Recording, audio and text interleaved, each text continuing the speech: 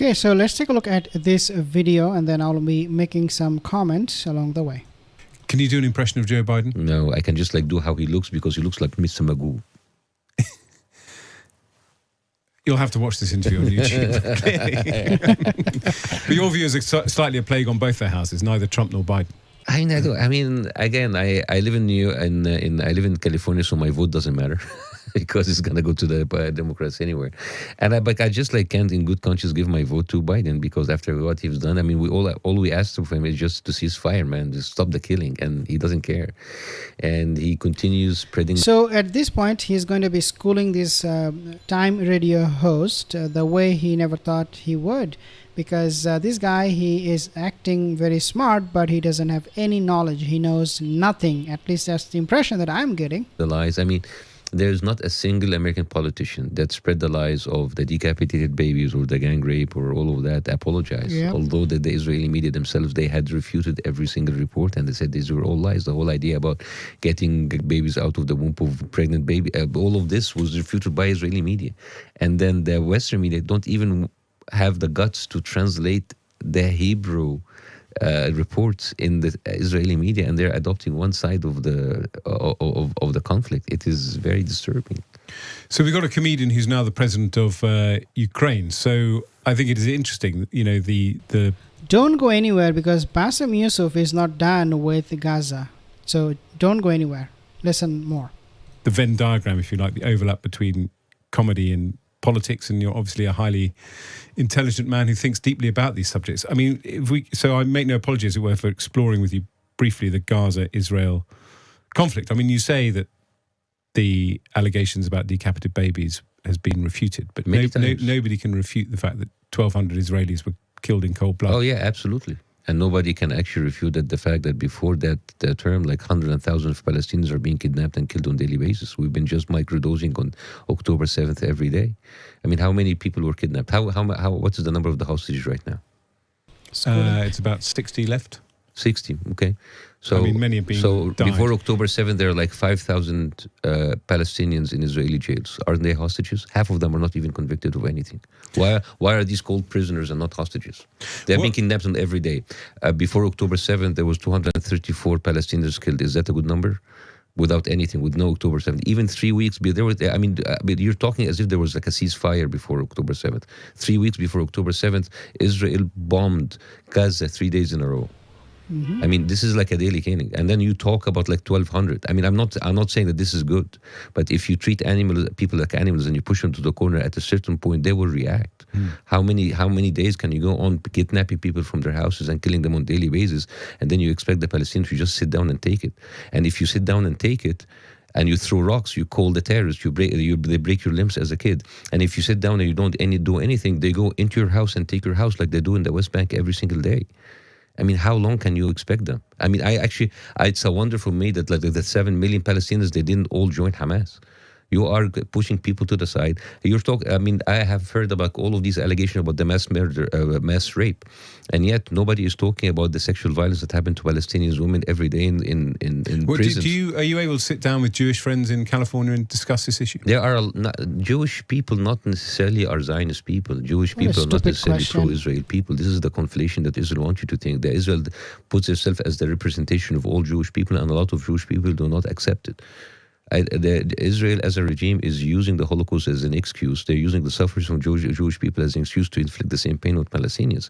But like Jewish people do not have to worry about. Why don't you speak to the founders of Breaking the Silence, which is like ex-IDF soldiers who talk about the atrocities of the IDF every single day? I mean, in the UK, why don't you talk to the people the Jewish Voices for Peace, who are actually Jewish people, or the rabbis that are against the Zionism? In the UK, we lived with a conflict for 30 years in Northern Ireland, and hearing you talk about the sort of losses on both sides takes me back to the time when each side would kill the other in retaliation. You can't compare the magnitude by both sides. One of them is a fully weaponized arsenal, and the other people are just a bunch of people. Let me get to the point I wanted to make, which is peace in Northern Ireland was not possible until men of vision, some of whom were terrorists, saw that the only solution was a constitutional path to peace. Do you see anyone on either side who can provide that kind of leadership for their communities? Well, like, for example, Tamim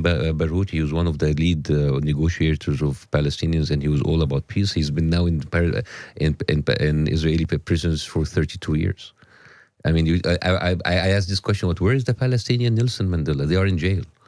You know, so how about like Isa Amr, who's a guy who talked to Senator Blinken, who toured the war to get in the struggle. He was inspired by Malcolm X and Martin Luther King, and then his house was taken away from him on October 23rd, 2023, when he was on Sky News saying like there are settlers coming in and taking my house right now. Do you know what did she tell him? No. She told him, "Do you condemn Hamas?" I'm not making this up. But like, you, what about like Ahmed Abu Trema, who is one of the leaders of the Great March of Return, who had 5 of his families being killed, and yet he was always talking about peace. And you've this guy has been tortured. You've condemned Hamas, and you recognise Israel's right to exist as well. Oh yes, of course. Well, I mean, what is the use of this kind of question? Okay, so basically all the Western so-called journalists, if you go to their shows, the question that is going to be inevitable, it is kind of like becoming a prerequisite, and it will be very soon, even though today these are optional thing, you can answer or you can refuse to answer. But I think at one point, what they're trying to do is the governments in the Western countries, before you take, for example, citizenship oath, or before you apply for a driver's license, or before you get a government job, in some cases, they would make it mandatory for you to sign on a piece of paper saying that I condemn October 7th. I'm not kidding. Okay, I'm not kidding, guys. This is where it is heading. Because see how they are trying to force on general population this notion, this idea that everything that you have known about Palestine and Israel started from October 7th. So they don't want you to think anything before that. You have to think everything after that, and from the day of the October 7th, where you have seen 1,200 people were killed, and I believe most of them were killed by IDF. But this is where they're heading. This is becoming very, very dangerous, because this is the narrative they're trying to peddle so hard. Not only just this guy, this radio host, but also you have noticed Piers Morgan, every single time somebody comes to his show, do you condemn Hamas? So I find this to be absolutely mind-boggling.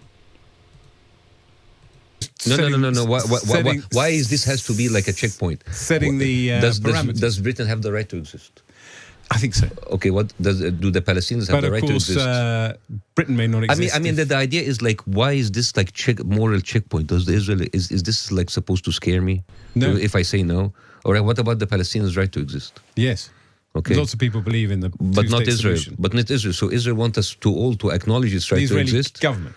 The Israeli government and the people who voted for them was, by the way, that like their society is becoming more and more radical. But like let's say Israel government, like they put us through all of these moral checkpoints. Does Israel have the right to exist? Does Israel have the right to defend itself? But when we ask them the same question about Palestinians, they have all of these like whining answers that they don't want to exist. They don't even want us to the right to other people to exist. Just today, they just bombed like an embassy of a foreign country in a neighboring country in Syria. They are dragging the whole people by war, and then when people respond, they say like, "Oh my God, you hate the Jews, you're anti-Semitic." It's just like it doesn't make sense anymore. You understand? Does it make sense to you? This whole idea about like the moral checkpoint question that doesn't like lead to anywhere. And then when we ask the same question about Palestinians, we are faced with like all kinds of things about their terrorists, their animals. It's just like doesn't make sense. Yes, we could talk about this endlessly. Like all of these. I mean, the propaganda is already gaining momentum. If you are a pro-Palestinian protester, then you are pro-Hamas by default. This is what they want us to believe.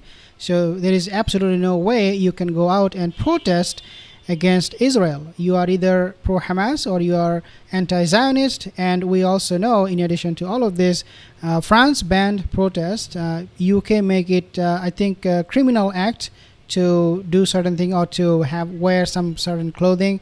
US banned student protesting in the universities and colleges.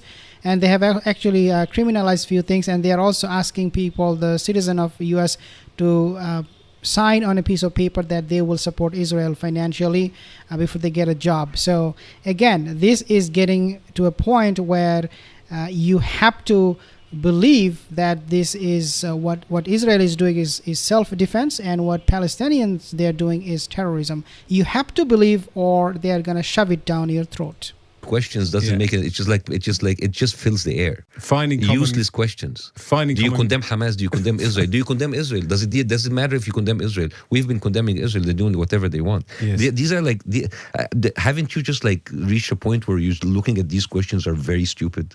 No, I don't think they're stupid questions. No. Okay. Because I don't think it's stupid to ask somebody if you believe Israel has a right to exist, since so many people What does it mean if they don't have the actually? So many people don't believe Israel has a right to exist. They don't. By the way, here's the thing about Israeli spokesman. Naftali Bennett went on one day on Al Jazeera, we know. and he said, well, not every people in the world have the right to exist. The Kurds doesn't have a say. The people in the Bas doesn't have the right. But when it comes to Israel, it's all about their right. You see, so the thing is what if the same thing is you want my opinion? I think everybody has the right to exist. But the thing is, when we talk about it, suddenly it's always on one side. Can I ask you, as a separate issue, Changing the topic. potentially more important, The guy's changing the topic. are you going to visit the second most famous Egyptian while you're in the UK? No. Okay, so now again he is talking rubbish. Are you going to visit second most what? Egyptian. This is rubbish.